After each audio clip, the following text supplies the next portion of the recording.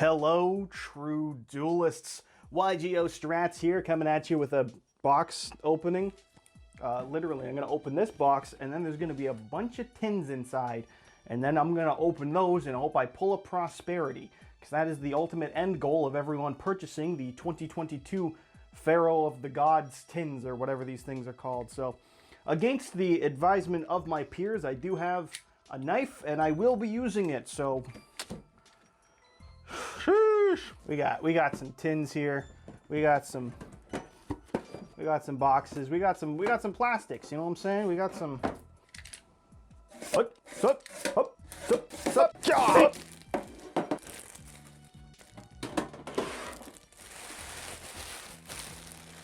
Man, that's a lot of plastic.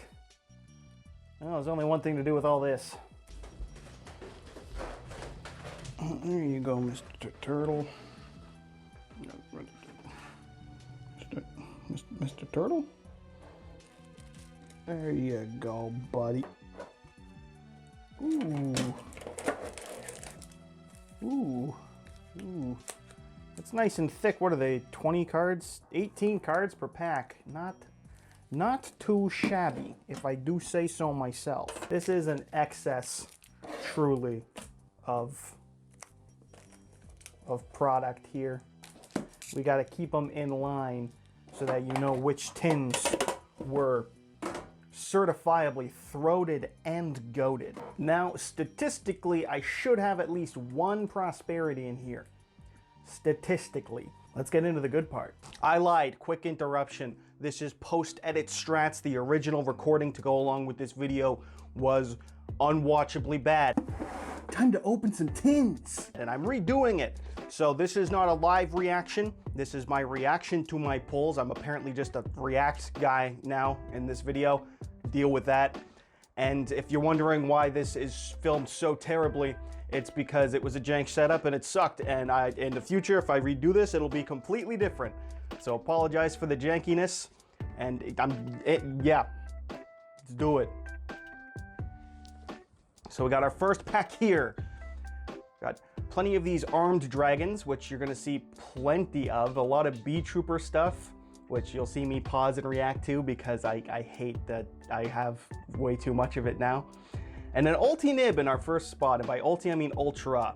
And branded opening is the first secret rare. If you're a fan of branded opening, I recommend these tins.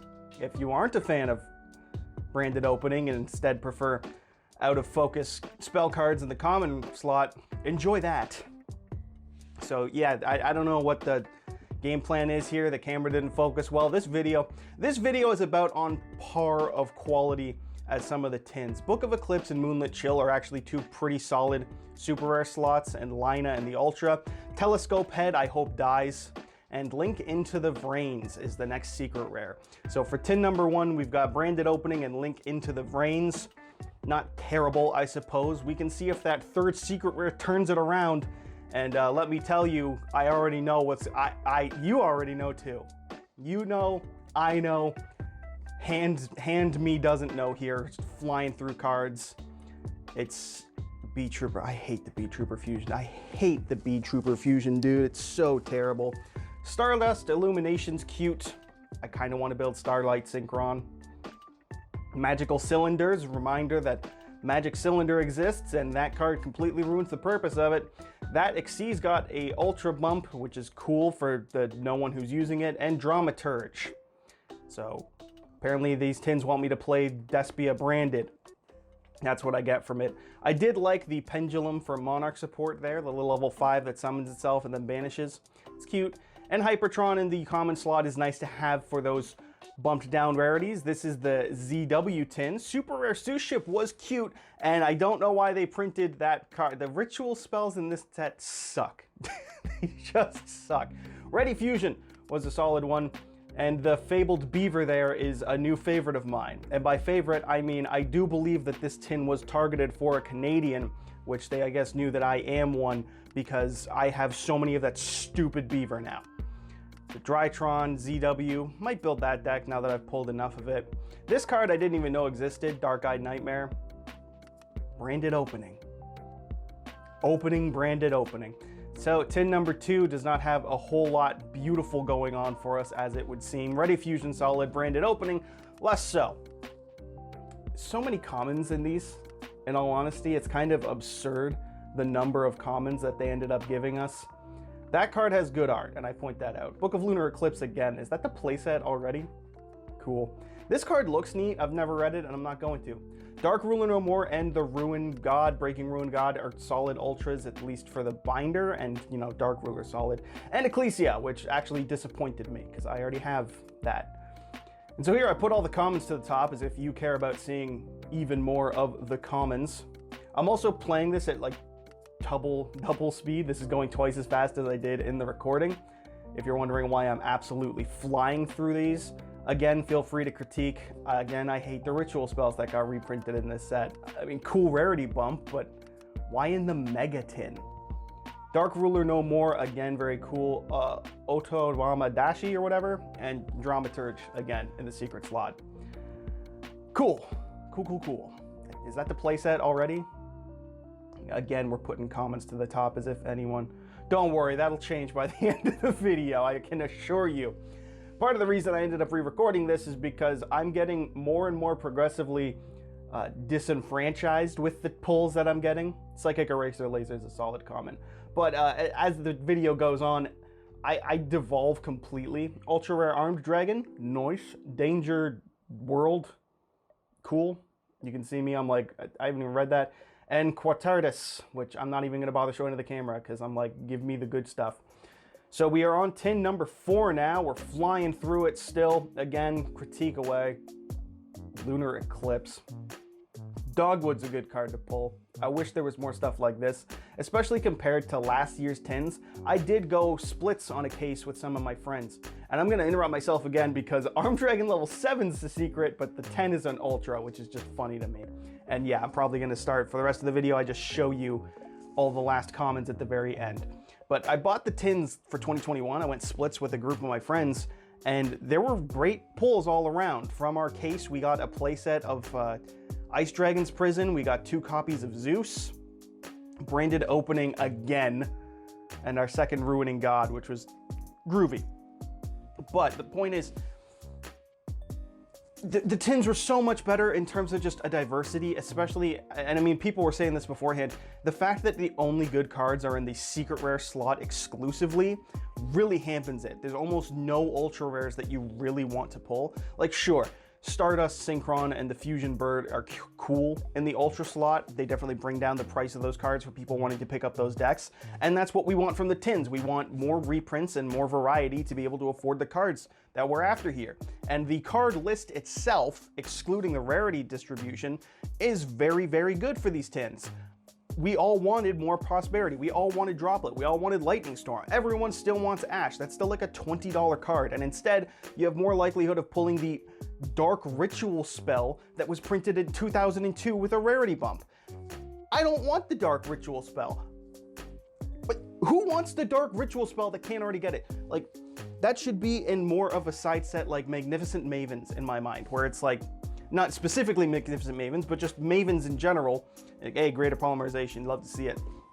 Where it's just fluff, it's a bump, like Ghost from the Past 2. Ghost from the Past 2 is solid. It's a rarity bump for like the full Tenyi deck and whatnot. And if you're not playing Tenyi, you don't care, but it's at least not the fucking... It is so disheartening that like Apex Predation got the ultra rare bump, but like Lord of the Heavenly Prison couldn't have been an ultra rare alternative just to have more chances of pulling it. You're only getting 3 secrets per tin, and the distribution of their printing for the secret rares was abysmal. Nothing short of. How many branded openings? We're on tin number 5, the final pack of it here.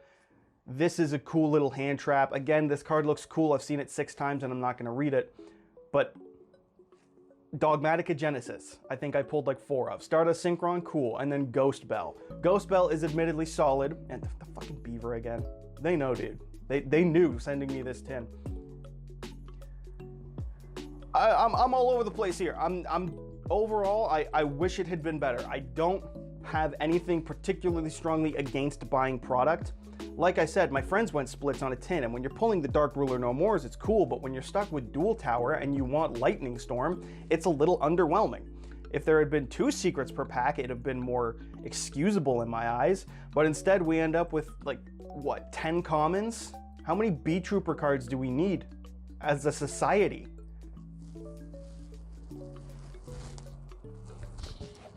Like, they already printed the B-Trooper cards in common and then felt the need to redistribute it as if a single person has activated B-Trooper Fusion. There's 2 monsters it can summon. One of them's a glorified Towers that isn't even a Towers for longer than a turn, and the other one was printed in 2002 in a McDonald's pack. Nobody's using that card, and yet now we have so many of it. Small World was actually a secret rare worth pulling. You can see I like shake it. I'm like, yes, a good one, because we're now 6 tins in, and I've pulled about 3 good secret rares. Is it? The Ready Fusion, the Small World, and I mean arguably like the Flew Onto Rees map. I think I've already pulled at this point.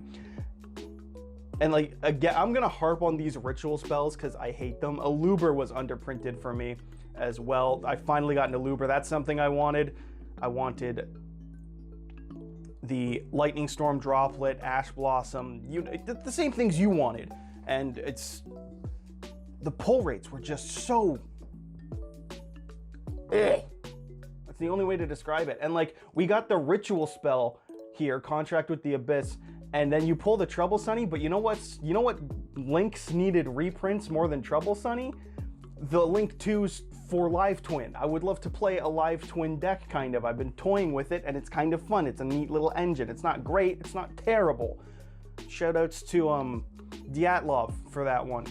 I'm running that phrase into the ground for the rest of my life, but it would have been really cool to be able to get the Live Twins that we all want, or some of the Rika. Like, last year's set did have the side sets. I have an entire extra Adamantipator core because of the tins, and then in this one, they were like ritual spells you forgot existed. It's so mind-boggling to me, and I think that Dragunity, that Synchro that was just on screen, is the only one that is like the only Dragunity card. Couldn't have been like Remus. Couldn't have been some of the things from Hidden Arsenal Chapter 1. Rox Rose Dragon is at least different, so I pull it aside to look at it because I'm like, oh, finally, something that's not branded opening. I'm sick and tired of opening branded opening. So here we are on tin number 8. Maftiel. Again, some very solid reprints. It's just the rarity distribution that's killing me. Moonlit Chill, I liked getting the hand traps. Stree's nice to bling out, Flew a little bit. And Into the Rains, again, which I think is good in like Magical Musketeers. I'm not playing it. I've got 2 thus far. How many will he pull?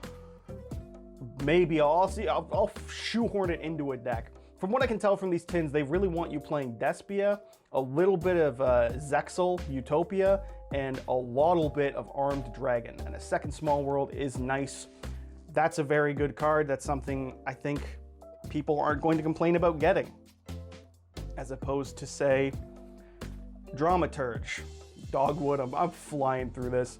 At this point in the video, another nib, that's nice. Hey, Dramaturge! I didn't actually know that it was Dramaturge specifically, but I know what secrets I pulled. There's a high chance that it's gonna be, every single one of these, it's a high chance that it's gonna be Dramaturge, because it's just what it is. And maybe that's not even how it's pronounced. Maybe you're sitting here like, it's pronounced Dramaturge or something like nonsense. I'm not reading it. I'm pissed that I have so many of it. Lina's good. Underworld Goddess is actually good. That was like a $30 card, so it's nice to see that rarity drop. And if we want to be realistic here, Prosperity is about 40 bucks now, down from $120 to $100, I think it was. I'm not. Hey, white. I'm just gonna steal someone else's meme, but yeah, we pulled white. Visibly, that's on a theme. I Meet You and Albion, a little sparkly upgrade, which is fine. Like, we got secret rare alt art constructs in 2021, or like, you expect you're gonna pull some of the like Raviel the Phantasm adventure dude or whatever the Big 10 is. That's the 1M pen. Nice. And the revived Sky God, which that is, spoiler alert, the only one I get, and that should be called Liar. That is called Dark God. It should be Liar. And the Fluanderies and the Wandering Map. So I can pretty much bling out my flu deck, but the problem is at that point I'm playing my flu deck, which is just so, I don't want to put people through that. I have a conscience. I gotta go to sleep at night after all this. Actually, I gotta go to work after having bought an entire case. This is a solid reprint in the super rare slot. I think it was 40 bucks. That drama. Sweet!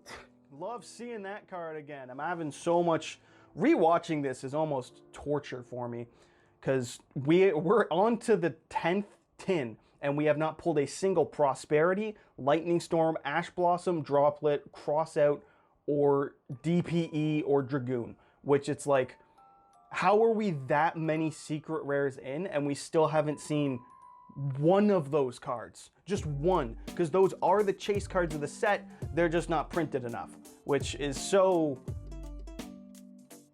it's a piss off. As I cut myself off earlier. I'm just rambling on this video, so React Andy needs to learn how to fucking do it. I apologize. Branded opening again. Thank the Lord that card exists. When it comes to these tins, I do actually somewhat support buying product. Financially, yes, singles are 100% of the time always the way to go. You will get the most money for your dollar if you just buy the exact cards you need instead of taking a chance to hope that you get it. I said in an update, I think last week or the week before, the satisfaction when you pull your own card is a lot more gratifying than when you pay $100 and wait a week and a half for it to come in the mail. DPE, one of the cards that people wanted, and I already had the original print. I actually pulled it from a box of Bode and didn't need it. So here we are, the last tin, the very last tin. And I want to be able to go out and buy product. One of my favorite memories in regards to Yu-Gi-Oh! Is my friends and I going out and buying Duelist Alliance in August of 2014, and we pulled packs. And because I pulled a Construct and a Shaddoll Fusion, I ended up going in on a Shaddoll engine. One friend pulled a Baxia and built Yang Zing, and the other friend pulled a Dante, and he built Burning Abyss, and those were our decks for that format. Ruddy Rose is apparently overprinted, but I was just glad to not see branded opening when I got that. So I soft cheat, I opened both the packs. I did not look, I want to clarify, I did not look at the secret rares in these sets. So that's important. Goki Finishing Move, Thunder Lord, Oda Boda, and Ascended Sage, which I didn't even realize got reprinted in the secret slot, but that's a shame. So last pack. Link Apple. I make a joke here that that's what Apple users think Android users think Apple users look like, and it was such a terrible joke. It's one of the main reasons I cut it from the video. Scrap Raptor in the Ultra. Finally something decent. Another stupid ritual And spell. oh my god, we... Holy shit. We got one. That is the authentic audio of my reaction. I actually pulled Prosperity in the very last pack of the last 10, which was not planned, which is at least fitting enough. And so here we're going over what it is I got. I got 4 copies of Dark Ruler No More, and I did get 1 playset of Nibiru as well, which are like solid in the Ultra slots. But compared to last year with Triple Tactic Talents and Zeus and Nadir Servant and so many good Ultras, it's underwhelming. 3 Dramaturge of Despia. I might have honestly forgot one when going through. I was just so annoyed at it. We pulled 3 Dramaturge, 4 opening, which is terrific. Apparently I'm just gonna play the most blinged out Despia deck. 2 level 7s, it's fine. 2 Quartartis, fine, not the end of the world. Again, you expect some amount of the secret rare slot to be your Raviels from last year, or your Dragon Maid Shu, or your Construct alt art, where it's like, they're not the secrets you wanna be pulling, but they're at least in the secret slot so you can get them. Flu map is meta relevant, or at least in some capacity. It's tiered. 2 Linked into the Brains. It's cute. Again, I'm not even sure what decks it helps, but now I have 2. Might pick up a 3rd and desperately try to validate. We've got 2 Ecclesias, 2 Ready Fusions, which are solid. I'm not going to complain about the Ready Fusions. You can see I've got the Small Worlds just chilling up in the top right. 1 Dual Tower. Read it in an update. Don't plan on reading it again. Greater Poly, Trouble Sunny, Rox Rose Dragon, Albion, Ascended Sage.